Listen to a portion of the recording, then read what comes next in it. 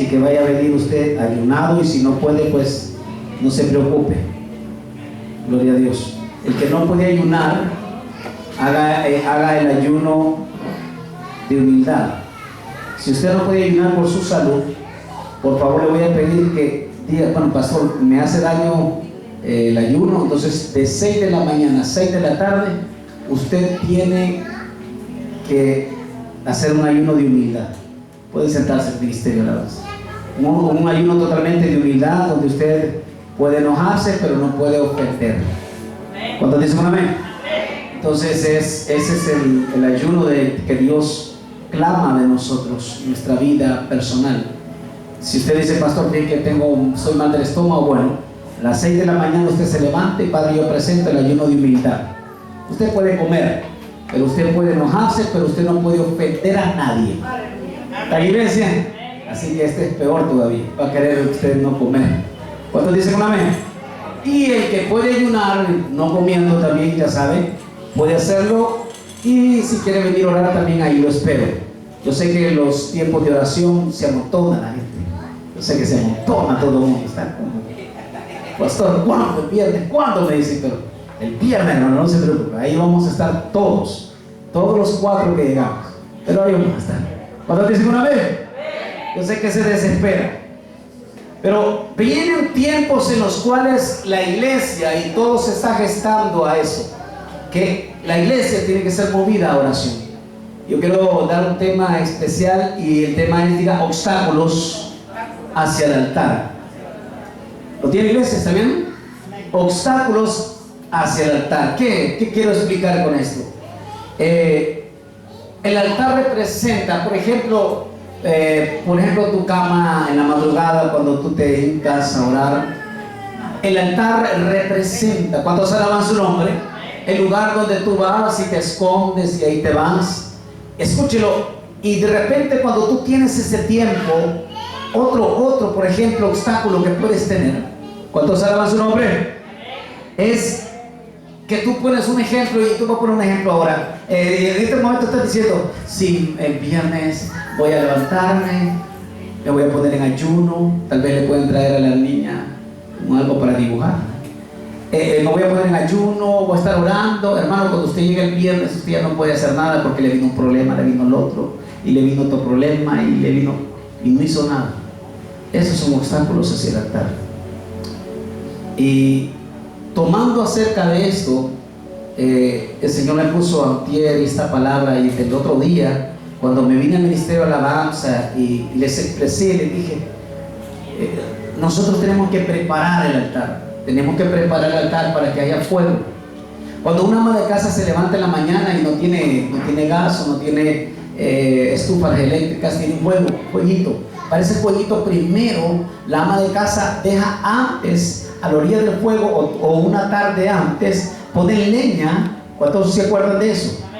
Leña a la parte del fuego, toda la leña mojadita. Están preparando el altar para que haga fuego al siguiente día. El fuego no puede simplemente estar ahí. Si usted no tiene experiencia en eso, usted va a empezar a prender el fuego con leña mojada o leña verde. Pero la ama de casa sabe que la leña tiene que secarse días antes, 2-3 días antes. Lo ponen al lado del fuego y preparan para el fuego.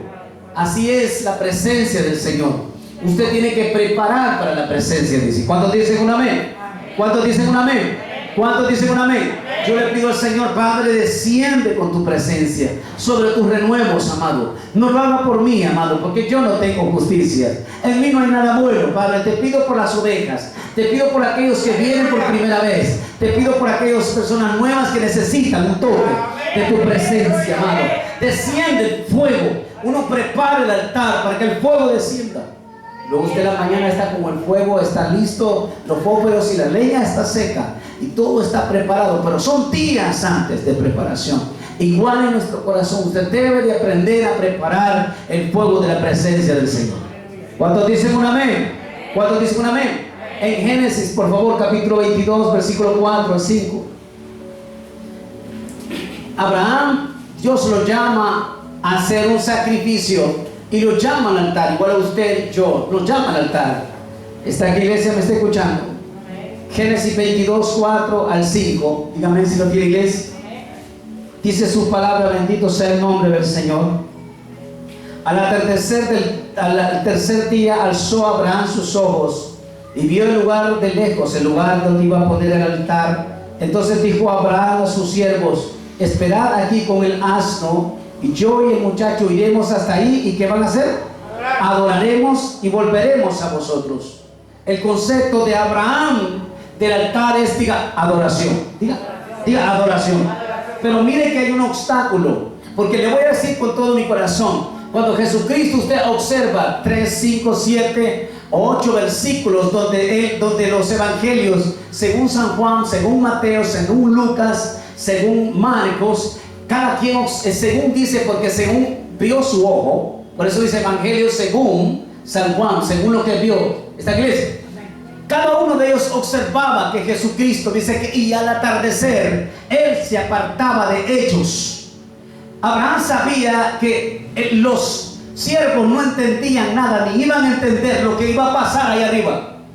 Por eso a veces, hermano, hay momentos en los cuales usted no tiene que estar cerca o con personas que no entienden el mover del poder de Dios. Hay momentos que hay que decirle: no, hermano, otro día. Y tiene que decirle el que entiende: hermano, véngase tal día. No sé si me comprende. No es que la gente sea un obstáculo, sino que hay gente que no está preparada para mover, no está preparada para lo que va a ver o lo que va a escuchar o lo que va a sentir. ¿Está escuchando, iglesia? Entonces le dice a sus siervos: hey, quedaos aquí. Aquí no se me muevan. Ustedes son un obstáculo para mí en sí. Y dice que subió. Yo voy a subir ahí arriba, yo voy a adorar. Ese es mi concepto, decía, de adoración. Jesús lo hizo tantas veces, 4, 5, 6, y va a encontrar varias veces donde decía: y se apartó al monte de los olivos y oró toda la noche hasta el siguiente día. No durmió. Jesús tenía un encuentro diario con el Señor. Diario. Jesús oraba completamente toda la noche. Escúchelo, quiero que comprenda algo. Usted no iba a ver a Jesús de repente soñoliento, porque Jesús estaba con la misma vida en condición de carne. No sé si comprende. Y cuando tú estás con la misma vida, entonces el mundo natural ya no hace efecto sobre tu vida, sino que entras al mundo sobrenatural. Por eso Moisés, el rostro de Moisés se iluminaba, porque el rostro de Moisés reflejaba lo sobrenatural, no lo natural. Entonces tu sistema digestivo se detiene, tu sistema, el cuerpo, todo se detiene, porque empiezas a vivir en el espíritu. Entonces despierta el siguiente día Jesús sin sueño y sin estar cansado, siguió adelante, porque la Biblia dice que Él renueva nuestras fuerzas. ¿Cuántos dicen un amén y entienden lo que Dios está hablando? Entonces le dice a los que estaban con él: espérenme aquí, porque yo voy a subir a orar. Jesús mismo les decía: esperen aquí, yo voy a subir al monte a orar. Jesús lo hacía, diga, solo. Diga, no escucho, solo. Hay cosas que tú tienes que ir a decir al Señor solo, y tienes que confesarle al Señor solo, y tienes que decirle: Señor, este soy yo. Y tantas veces yo he tenido que ir a la presencia del Señor y al altar, y he tenido que decir: Padre, me da mucha vergüenza, pero esto hice. Me da vergüenza, con vergüenza vengo delante de ti, Señor. Vengo arrepentido, realmente no fue correcto las cosas que hice. Escucha, iglesia, esas son las cosas que tienes que compartir ahí. En el altar tienes que ir solo. Al altar tienes que ir completamente solo. Por eso Jesús, cuando se apartó al desierto, el Espíritu dice que lo impulsó al desierto. No quería ir, decir. Él lo impulsó al desierto y fue llevado al desierto. El altar es algo que usted tiene que comprender. Es algo, diga, es algo personal con mi Dios. Bendito sea el nombre del Señor. Sigo, por favor, ponga atención. Entienda lo que el Señor está hablando a nuestras vidas. Por favor, Primera de Reyes, capítulo 8, versículo 30. Hay obstáculos grandes. Quiero hablar del profeta Elías. ¿Está aquí, iglesia? ¿Me está escuchando? Elías, escuche, para ese tiempo el altar se componía de 12 piedras grandes. Cada piedra significaba una tribu de Israel. ¿Cuántos alaban su nombre y entienden lo que Dios está hablando? ¿Cuántos alaban su nombre y entienden lo que Dios está hablando? Entonces Elías, escúchelo, en ese tiempo empezó a reinar Acab y escogió una esposa llamada Jezabel. Esta mujer era predominante, dominante y superdominante. ¿Cuántos alaban su nombre? Y escúchelo, llevó a Acab a cometer cosas horribles, porque la Biblia dice, y no hubo nadie como Acab de hacer cosas tan abominables, porque era insistado por su mujer. ¿Cuántos alaban su nombre? Escúchelo. Y cuando Elías llega, Elías empieza a Dios a levantarlo. Este reino está destruido totalmente. Israel está despedazado. Pero ¿sabe por qué se despedaza? Porque no hay un altar. Digan, no hay un altar. Digan, no hay un altar. Glorifico a Dios por las autoridades que votaron y por cada regidor que votó, porque no hubiese fiestas paganas. Hable la verdad, hermano. Sí, hermano, es que es una feria patronal. No, son fiestas paganas. Las cosas se hablan como se deben de decir. ¿Cuántos alaban su nombre?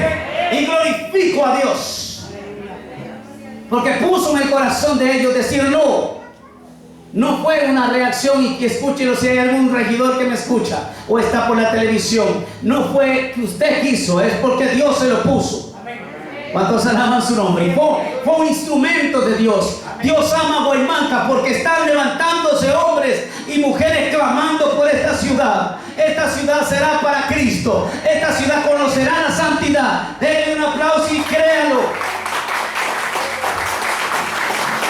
¿Cuántos alaban su nombre? ¿Cuántos alaban su nombre? En Primera de Reyes 18:30, por favor, al 33. Digo un amén si lo tiene, iglesia. Dice la palabra de Dios: entonces dijo Elías a todo el pueblo, acercaos a mí. Y todo el pueblo se acercó y arregló el altar de Jehová que estaba una ciudad con el altar de Dios arruinado, en una ciudad donde hay pobreza. Por eso Guaymanca está levantando altar. Por eso Guaymanca se está levantando en oración. Por eso usted está viendo que la economía está levantando. Ayer casualmente, o antier, creo que estaba lloviendo un poco, y llegó un varón que es de otro lado cerca de Guaymanca, otra comunidad, para el lado de Urica, y se acercó a mí, estábamos hablando y me dijo: ¿cómo ha sido bendecido Guaymanca? Gloria a Dios. Y no ha sido bendecido tanto por las fuerzas políticas, es porque un pueblo se ha arrodillado. Y tal vez no nos hemos puesto de acuerdo, pero en el Espíritu nos ha unido el Señor y estamos en un mismo clamor. Entonces el altar estaba arruinado, otro obstáculo grande. Y tomando Elías 12 piedras conforme el número de los tribus de los hijos de Jacob, al cual había sido dado palabra de Jehová diciendo: Israel será tu nombre. Empezó a restaurar. Empezó a restaurar. Bendito sea el nombre del Señor. Edificó con las piedras un altar en el nombre de Jehová. Después hizo una zanja alrededor del altar en que cupiera 2 medidas de grano. Permítame y entienda, voltea a ver para acá. Y luego dice la Biblia que él mandó y le dice: vamos a poner aquí la carne, el sacrificio. Puso los granos alrededor de la zanja y todavía llamó y dice: échenle agua. Tenían 3 años que no iba a ver. Eso era oro, un balde de agua. Y le vuelve a decir: échale otro balde. No, otro balde para que no vayan a decir que yo hago trampa. Cuando se paró, clamó a Dios y dijo: Señor, es tiempo de que tu pueblo sepa quién es Jehová. Y cuando tú preparas el altar, cuando tú preparas tu altar y cuando tú llevas todos tus sacrificios ahí, cuando tú tienes que entender que el mundo natural no cabe en ese lugar, que tienes que ir con el mundo sobrenatural, con hambre. ¿Cuántos alaban su nombre? Cansado. ¿Cuántos alaban su nombre? Cuando te levantas de madrugada y tienes que levantar y decirle al cuerpo: ya no más. Es tiempo de mostrarte a ti, Padre. Me he levantado tantas veces de mi cama y cuando yo voy y en el tiempo que voy a orar voy diciendo: Padre, yo entrego mi carne a ti, Señor, entrego mi sueño a ti, Padre, me entrego el sacrificio vivo a ti, amado. Entiendo que es un sacrificio grande. El altar tiene que ser preparado con el sacrificio, y luego cuando usted pone el sacrificio ahí, espere en el Señor que Dios va a obrar y va a caer fuego del cielo.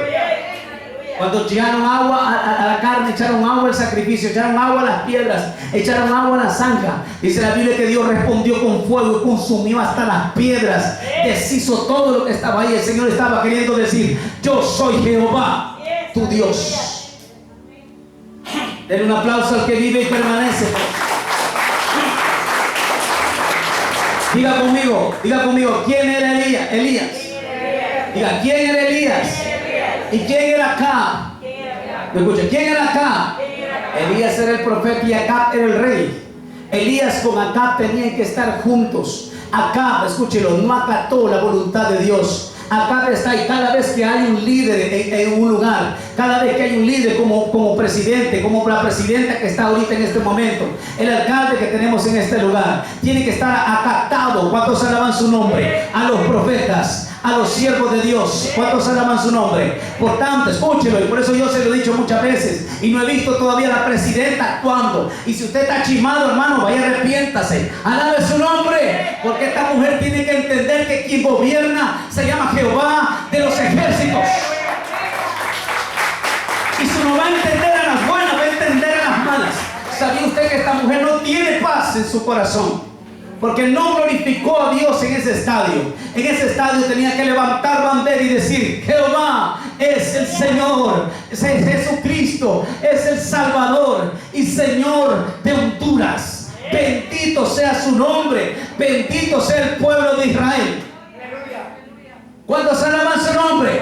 No, pastores, que suelte.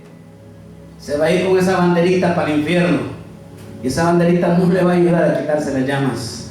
Esta iglesia, suéltese esos colores políticos, y se lo digo con todo mi corazón. No vaya a ser que de repente el Cristo venga y en un abrir de ojos no haya el pastor, no haya la pastora, no haya a muchos hermanos, y usted se quede. ¿Cuántos alaban su nombre? Y después digan: me dijo bien el pastor, me dijo bien el pastor. ¿Cuántos alaban su nombre? ¿Cuántos alaban su nombre? Bendito sea el nombre del Señor. Escúchelo. ¿Quién era acá? ¿Quién era Elías? Bendito sea el nombre del Señor. Abra su Biblia en Primera de Reyes 18:41, por favor, 18:41 al 42. ¿Lo tiene, iglesia? Primera de Reyes, capítulo 18:41 al 42. ¿Lo tiene, iglesia? Usted va a ver ahora los dos siervos. Porque Acab siempre al final es el rey de Israel y es siervo de Dios. La única diferencia es que es tan grande entre los dos. Y dice su palabra. ¿Lo tienes? Entonces Elías dijo a Acab: sube, come y bebe, porque una lluvia grande se oye.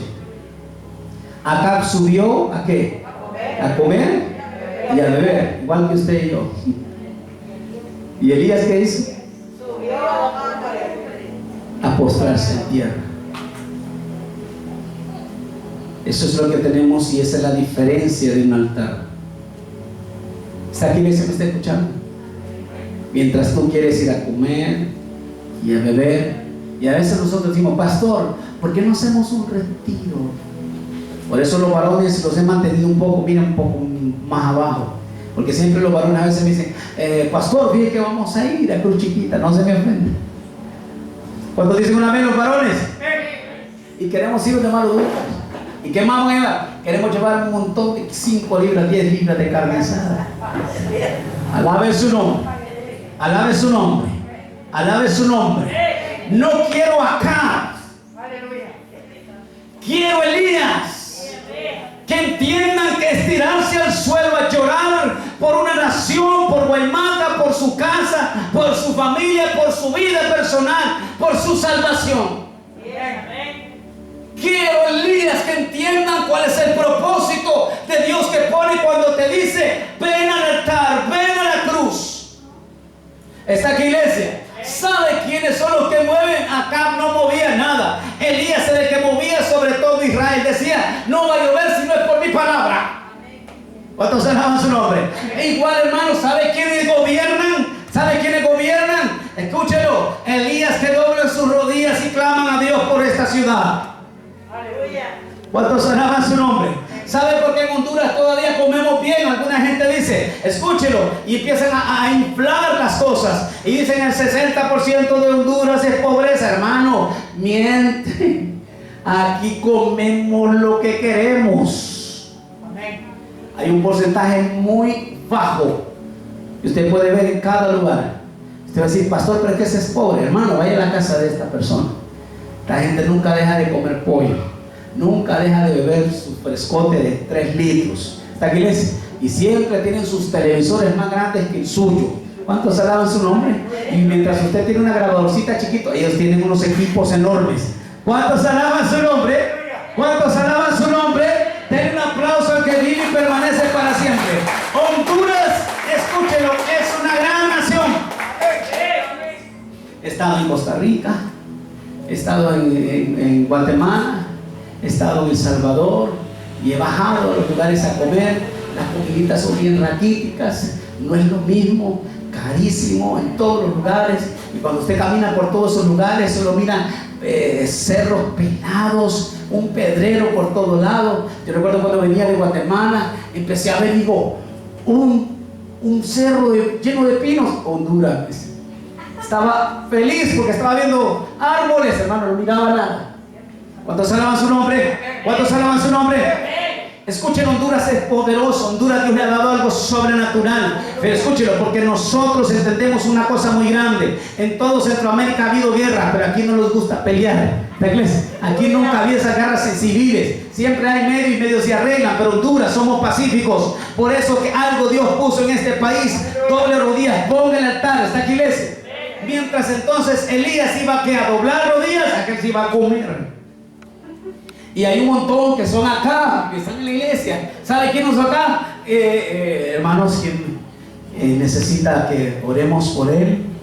Entonces ya, no, ánimo, ni ahí levanta la mano, sino cuando ya se va, pastor, sí, ore por mí, por mi vida espiritual, y ore para que Dios me toque, y ore por... Váyase. Dios no opera con acá. Dios opera con gente que sí quiere gemir. Quiere gemir en su presencia. Que entienda. Ahora si alguien viene y me dice, pastor, yo quiero más de él, entonces el amigo está conmigo, ya somos dos. Pero de aquí no me anda diciendo, pastor, ore por mi vida espiritual, por su vida espiritual, hermano. Es que es usted que tiene que orar. Tengo que orar por mi vida espiritual. Ore por mí, pastor, para que venga a la iglesia. No, hermano. Esta iglesia, ¿cuántos alaban su nombre? ¿Cuántos alaban su nombre? ¿Cuántos alaban su nombre? Por eso Jesús sabe que les decía, les hablo en parábolas para que no se salven. Él quería que todo el mundo sea salvo, pero le quería decir a esos fariseos que se sienten muy superiores, a ustedes les hablo en parábolas. ¿Cuántos alaban el nombre del Señor? El altar no es para comilones y dormilones. El altar es para aquellos que entienden el propósito de Dios, que sobrepasan todas sus debilidades, todos sus deseos carnales y lo llevan ahí a la cruz del Señor. Se postran delante de Él y le dicen, Señor, yo quiero algo más. Yo quiero algo más. Aplauda al que vive y permanece para siempre. Él merece honra y gloria y todo el poder. Primera de Crónicas, por favor, capítulo 21, versículo 22. Primera de Crónicas, capítulo 21, versículo 22 al 27. Vemos a David. ¿Está en iglesia? Diga, obstáculos de David con el altar. Escúchelo. Hubo una mortandad pero tan horrible que miles y miles habían muerto en un solo día. La ira de Dios vino sobre Israel porque David pecó en el momento y dejó que censaran al pueblo. Dios se iró con él. Y dice la Biblia que la plaga era tan fuerte, pero la plaga según la gente, pero lo que David miraba era otra cosa. David miró el ángel de Jehová con la espada desenvainada sobre Israel. Y la mortandad era extrema, hermano, extrema. ¿Está aquí, iglesia?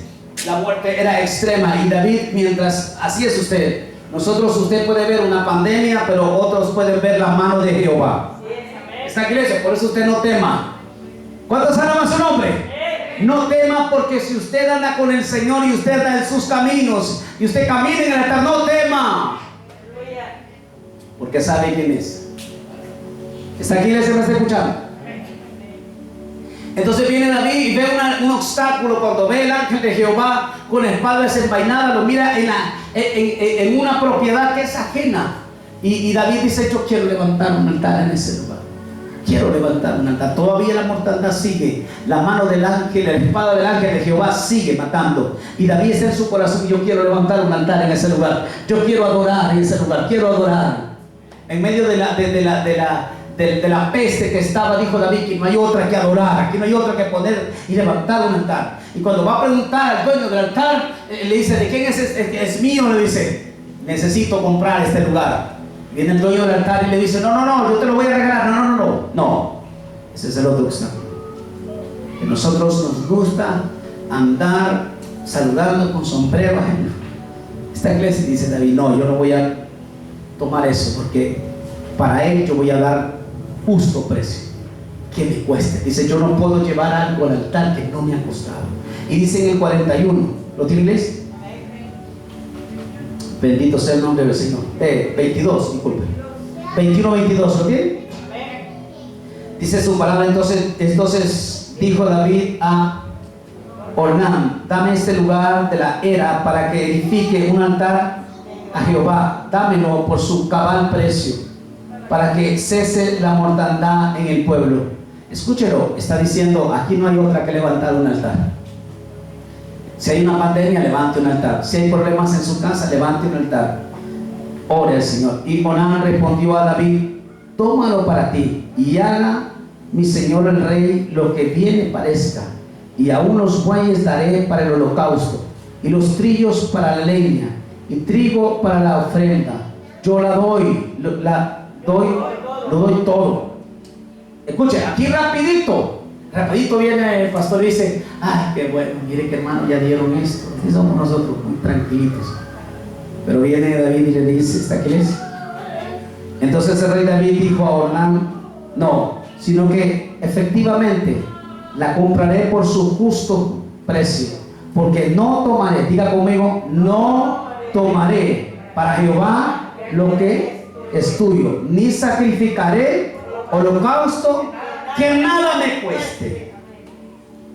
Alabe el nombre del Señor. Está en este día y entienda lo que Dios está hablando en nuestras vidas. Comprenda que es un sacrificio y que el altar necesita sacrificio. Alguna gente llega al altar, ¿cuántos alaban su nombre? Con leña prestada, con sacrificio prestado. ¿Cuántos alaban su nombre? Entonces llega al altar y dice: aquí vengo a orar porque como el pastor va a orar por mí, la hermana ya le dije que orara por esto, al hermano tal le dije que orara por la gripe, a aquel hermano le dije que orara por mi tío, y llegamos con todo prestado. Y dice: yo no quiero eso, quiero que sea justo lo que usted me va a dar, porque yo no voy a darle a Dios lo que no me cueste. Si yo voy a darle a Dios es algo que a mí me ha costado. Y dice la Biblia en el 25, ¿lo tiene? Y dio David a Ornán por aquel lugar el peso de ¿cuántos? 600 ciclos de ¿qué? De oro. ¿Cuántos alaban el nombre del Señor? Y edificó allí David un altar a Jehová, y el que ofreció holocaustos y ofrendas de paz, e invocó a Jehová, quien le respondió ¿con qué? Por fuego desde el cielo en el altar del holocausto. Entonces Jehová habló al ángel, y este volvió su espada a la vaina y cesó la plaga. ¿Se imagina que David hubiese dicho: no, está bien, y no tenés algo más para regalar? No tenés algo más para regalar. Eso es lo que a veces puede dar pena. A veces andar pidiendo dinero. Hermano, que andamos pidiendo dinero para hacer tal cosa en la iglesia. Andamos pidiendo dinero, y usted anda pidiendo dinero, usted pudiendo dar, y anda con un sobrecito de repente. Yo no estoy juzgando porque ande con eso, sino que anda con un sobrecito y anda pidiendo dinero. Pues, hermano, tenga mucho cuidado. No es Onán, no es de Onán que Dios va a recibir ofrendas, no es de Onán que Dios va a recibir holocaustos, no es de Onán que Dios va a recibir sacrificios. Es tu sacrificio, es tus holocaustos. ¿Cuántos alaban su nombre? Eso es lo que Dios va a recibir de tu mano. Denle un aplauso, algunos se me asustan. Se me asustan, alabe su nombre. Bendito sea su nombre. Gloria al Señor. Muchas veces nosotros no entendemos que hay que ofrecerle al Señor todo lo que usted puede ofrecer, todas sus fuerzas y todo su impulso. Cuando usted vaya a hacer algo para Dios, por favor, hágalo con todas sus fuerzas, con todo su corazón, con todo su empeño. ¿Cuántos alaban el nombre del Señor? Bendito sea el nombre del Señor. Bendito sea su nombre. Segunda de Samuel 6:9, por favor. Luego David intenta traer el arca. El arca representa la presencia del Señor. Y David, el mismo adorador, usted conoce, lleno de emoción, dijo: voy a traer el arca. Los filisteos, escúchelo, hizo estragos el arca con los filisteos, porque los filisteos tomaron el arca, se la llevaron desde el tiempo de esta iglesia, ¿me está escuchando? Desde cuando Samuel estaba pequeño, llevaron el arca y se la llevaron y Dios permitió. Y pasó a los filisteos, y luego los filisteos, cuando tenían el arca, dijeron: bueno, ya tenemos al Dios de Israel. Y dice que empezó a producir tumores, pero extremadamente tumores, por todo lado había tumores. Y era tan fuerte aquello que ellos dijeron: esto no es sino el poder de Dios de Israel. Y tomaron aquella arca, el arca del pacto de Dios, y la pusieron sobre bueyes, y dijeron que los bueyes decidan a dónde llevarla. Y los bueyes decidieron y la llevaron a Israel.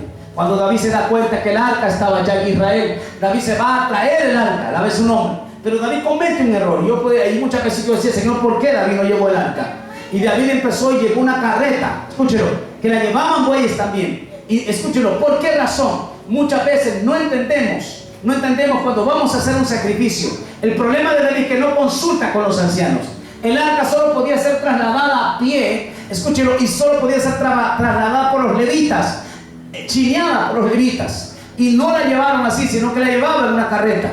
Cuando ya la llevaba en la carreta, allá había un hombre llamado Usa, que vio que el arca se iba a dar vuelta y se la quiso detener y murió en el acto. Cuando David ve eso, David se pone nervioso, porque una de las cosas que tenía David, escúchelo, era que temía a Dios en gran manera. Ese era el guerrero más temido que había, pero él temía a Dios de sobremanera. Entonces dijo: uy, ¿cómo podré llevar el arca del Señor? ¿Esta iglesia me está escuchando? Y dice en 2 de Samuel capítulo 6, versículo 9 al 11, ¿lo tiene, iglesia? Y temiendo David, diga, temiendo David a Jehová, aquel día dijo: ¿cómo ha de venir a mí el arca de Jehová?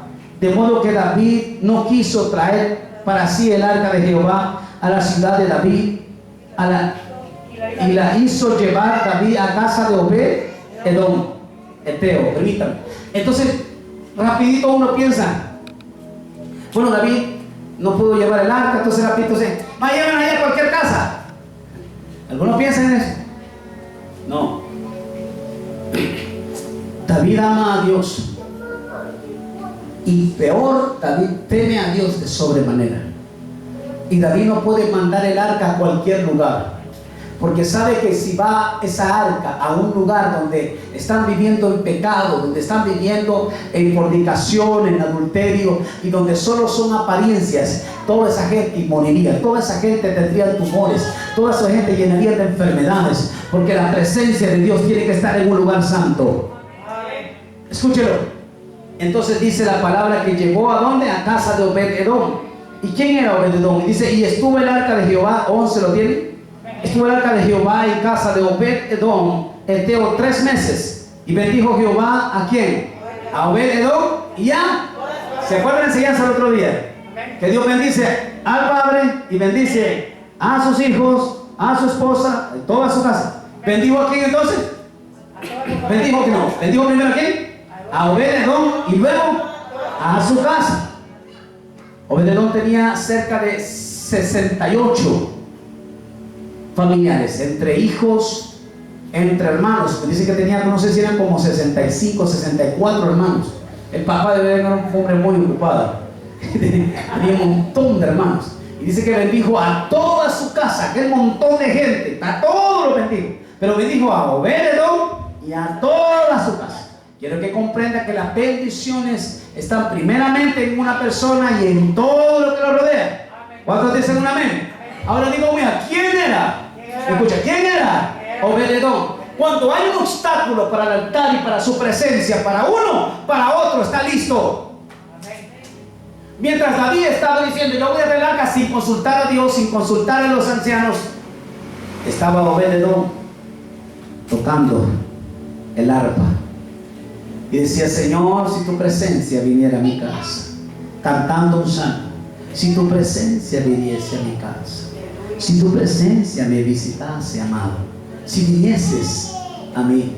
Dice la Biblia que Obed-Edom, dice que era uno de los que tocaban las arpas en la casa de Jehová. Y dice que tocaba las arpas y siempre tenían las arpas afinadas en octava.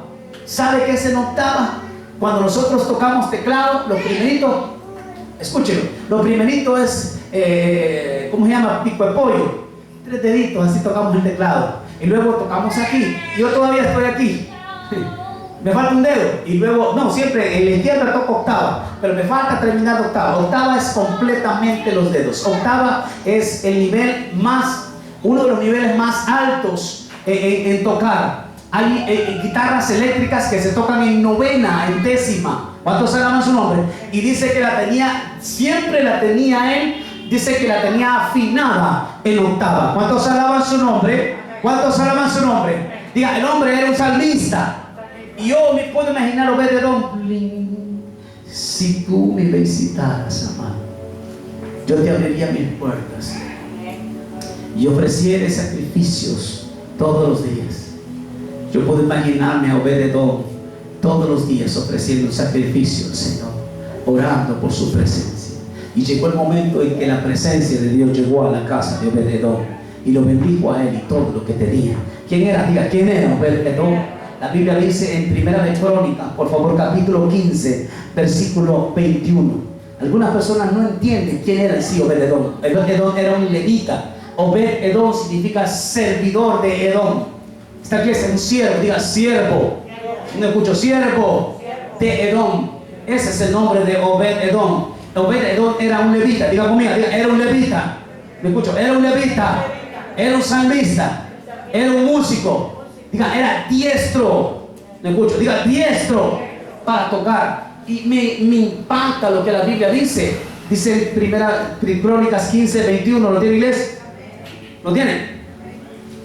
Está hablando de los que tocaban con David. David tenía un ministerio de alabanza que es el más grande que se puede ver a través de la Biblia. Era el más grande que había. Dice que Matías, ¿quién más? Matatías, Elifeleú, Micanías.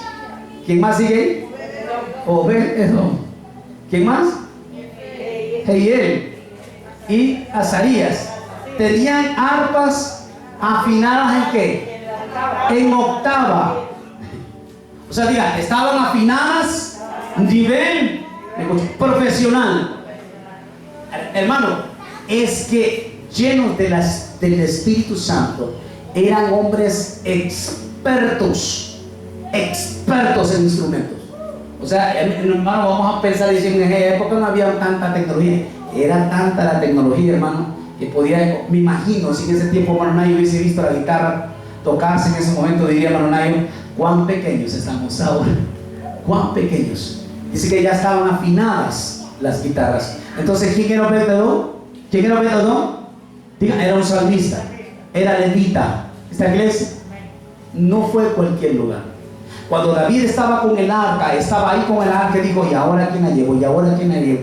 Empezó y me imagino que había dicho, consultó a Dios, Señor, ilumíname y muéstrame a la persona adecuada, a la persona indicada, donde yo puedo dejar el arca por mientras yo regreso por ella.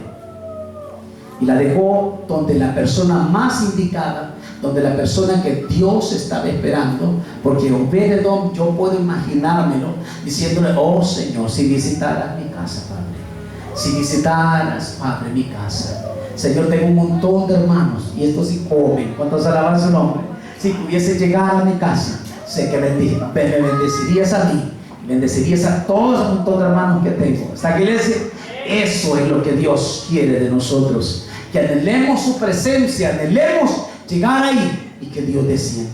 Den un aplauso al Rey de Reyes. También le pueden dar algún dibujo a la niña, le pueden dar un dibujito con algo para, también mi esposa le puede encontrar algo ahí, un crayola o algo. Gloria a Dios. Ya vamos a terminar, no se preocupen. Hechos 16, 16. Hechos capítulo 16, versículo 16 al 18.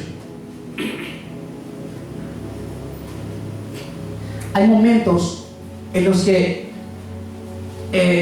la oración está ahí, el tiempo de ir a orar está ahí, pero ¿sabía usted que los malos espíritus, diga conmigo, malos espíritus, no diga Satanás, porque todo el tiempo andamos diciendo Satanás no puede atribuirle a usted la omnipresencia.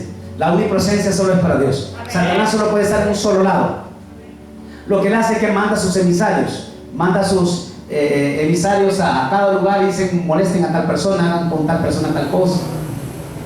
Pero cada lugar tiene principados donde ellos están obstaculizando. Esta iglesia obstaculizan, tratan de obstaculizar. Y cuando tú siempre dices, hoy, mañana, y te pones rapidito y dices, mañana voy a ayunar, mañana voy a dedicarme al Señor y voy a hacer esto, hermano, y el siguiente día usted está con los pelos parados, queriendo irse de este mundo. Es cuando usted no entiende que a veces no declare mucho con su boca, porque los demonios y malos espíritus siempre están ahí para obstaculizar la bendición que Dios quiere dar. Quiere que ángeles suban, quiere que ángeles bajen. Entonces debe de aprender a entender los obstáculos. Dicen Hechos 16, 16, ¿lo tiene inglés? Bendito sea el nombre. Con esto termino, no se preocupe. Dice la palabra del Señor, que está hablando de Pablo, esta iglesia. Aconteció que mientras íbamos, ¿a dónde iba Pablo? A la oración. Nos salió al encuentro una muchacha que tenía espíritu de adivinación. Ponga atención, si usted ve, va a un lugar donde un adivino le adivina todo, es real, son espíritus, diga espíritus de adivinación, y adivina. Ponga atención, la cual dice, daba gran ganancia a sus amos adivinando. Esta dice, siguiendo a Pablo y a nosotros, daba voces diciendo, estos hombres son siervos del Dios Altísimo, quienes os anuncian el camino de salvación. Y dice, permítame, antes de seguir hablando, y dice que al siguiente día volvía como, estos hombres no los llaman a Dios. Ponga atención, y Pablo cada vez que iba, volvía al siguiente día, volvía, y se ha fijado que a veces uno, cuando ya va para la iglesia, llega como así. ¿Por qué? Porque hay un espíritu en su casa, le obstaculiza las bendiciones. Entonces usted tiene que pararse y echarle fuera primero. Y miren lo que dice, ponga atención, seguimos, silencio. 18. Y esto lo hacía por ¿cuántos? Muchos días. Y hasta que Pablo detecta que ya llegaba a la oración. ¿Cada cuánto iba Pablo a orar? ¿Cada cuánto? Todos los días. Todos, está hablando que es el domingo. Todos los días iba Pablo a orar. Y como es que le dije, hermanos, toda la semana, todos los días vamos a orar. Yo le pago.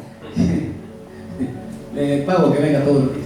Y Pablo iba todos los días ahora, y todos los días. Yo me imagino que Pablo, cuando ya llegaba allá, llegaba y le decían, apóstol, ¿qué le pasa? No sé, vengo como, no sé, turbado. Creo que ya me di cuenta. Esa es. Y dice, voy a terminar de leer el 18. Y esto lo hacía por ¿cuánto? Por muchos días más. Desagradando a Pablo, se volvió y dijo al espíritu. ¿A quién dijo? No fue la muchacha. Al espíritu, te mando en el nombre de Jesucristo que salga de ella. Y salió aquella misma hora. Entre el altar de la oración y tu casa, tienes que saber que tienes que botar, tienes que sacar, tienes que echar fuera todo espíritu de estupor. Espíritu de estupor es el espíritu que te manipula para que no estés temprano en la iglesia, para que no vayas con deseos a la iglesia, para que siempre haya un obstáculo para ir a adorar a la iglesia. Todo espíritu estupor tienes que echarlo fuera. Tienes que detectar que el altar tiene que ir, no tiene que haber ningún obstáculo. Pablo dice, mira mujer, ya me tienes hasta aquí. Espíritu de adivinación, fuera de él en el nombre de Jesús. Y dejó de molestarme. Entonces ya Pablo ya llegaba con más ánimo. Eso es lo que debe de pasar en nuestras vidas. ¿Qué está trazando tu vida para orar? Para poder echar fuera demonios, para poder poner y decir, Señor, yo quiero ponerme delante de ti en la brecha por tal persona. ¿Por qué no estás orando por tus hermanos? ¿Por qué no estás orando por aquellos que lo necesitan en la iglesia? ¿Por qué no estás orando por tu padre, tu madre, tu familia? ¿Por qué no estás orando por aquellos que más amas? ¿Por qué no has puesto ahí en el altar? ¿Por qué solo estás orando 3 minutos y te duermes? ¿Por qué estás haciendo ese vivo rezo que siempre haces? Orando con las vivas palabras que estás orando. Por eso yo le decía el domingo, ¿cómo debe de orar usted? ¿Cómo debe de orar? Diga, con la palabra. Empieza a memorizar y empieza a declarar en el nombre de Jesús. Hable la palabra, diga la palabra, porque usted la tiene que tener aquí y aquí, calcada en su corazón, en su mente. Y con la palabra usted empieza a declarar, a decretar. Cuando se alaba su nombre, pero primero eche fuera todo obstáculo. Échelo fuera.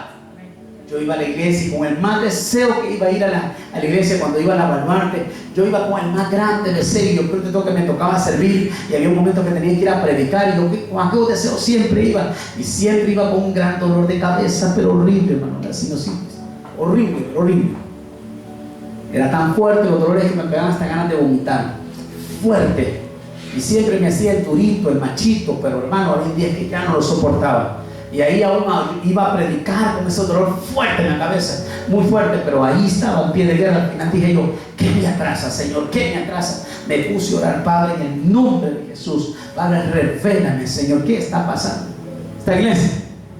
Y era que todos los sábados, pero no era un espíritu, era un espíritu de comunión. Todos los sábados, hermano, ya tipo 8 de la noche, 7:30 de la noche, me recetaba un plato de leche así, con pompe. Yo le voy a decir algo, si usted padece de sinusitis, leche y sinusitis, hermanos, son dinamita pura. Se lo digo porque he padecido toda mi vida con eso. Así que lácteos, si usted tiene sinusitis y lácteos, hermano, usted toda la vida va a estar con esos dolorcitos de cabeza. Rapidito, me acordé, iba a agarrar el plato y me dice el Señor, esto es. Agarré el plato, puse por allá, el domingo, hermano, yo estaba en pie de guerra, feliz, sin dolor de cabeza, pero feliz de la vida. Denle un aplauso al Rey de Reyes. ¿Qué obstáculo tiene usted cuando viene a la iglesia? ¿Qué lo está deteniendo al altar? ¿Qué lo detiene? No, pastor, es que viera que hoy en el trabajo estuvo tan duro, entonces hoy me voy a dormir y Dios sabe, dice, Dios sabe. Dice, hermano, que Dios no es primo suyo. El primo suyo sí sabe, pero Dios bien sabe que usted está regañando. Y que tengo como dolor acá, que me duele y me siento cansado. Y Dios sabe que son como que Dios sabe. Deje de estar hablando de eso. Escúchelo, Dios lo único que sabe es que usted no quiere venir al altar. Póngase de pie un momento, sí, y levante el audio del fondo. Cierre un momento sus ojos. Lo que más usted debe de hacer es orar. Lo espero el viernes, si Dios así lo permite. Vamos a orar solo una hora, nada más. Vamos a intercalar entre siervas y siervos. Oración, pero véngase, presentes el Señor. Si puede ayunar, venga, si no es su problema. Esta iglesia, pero es tiempo de hacerlo. Incline su rostro un momento hacia abajo, en señal de reverencia al Señor. ¿Qué obstáculo estás teniendo con tu oración y con ese altar? Satanás siempre va a poner obstáculos, siempre va a atravesar cosas. Siempre vas a tener todo completamente en contra tuyo. Pero tú debes de aprender a identificar que Satanás está tratando de detenerte. Porque sabe que cuando estás en el altar, el cielo se mueve y los ángeles empiezan a descender. Traen los milagros, prodigios. Los ángeles empiezan a mover poderosamente. ¿Cuántos dicen un amén? ¿Cuántos dicen un amén? El poder de Dios empieza a manifestarse. Y sabe Satanás que todos los espíritus y demonios que hay en tu casa se los van a mandar amarraditos. Y dice, este me va a hacer daño, esta me va a hacer daño. Entonces te manda espíritus de obstáculo que te estén gritando todos los días para que no vayas a orar, para que no te levantes. Siempre va a haber algo que te va a obstruir. Y tienes que decir esta hora, diga, espíritu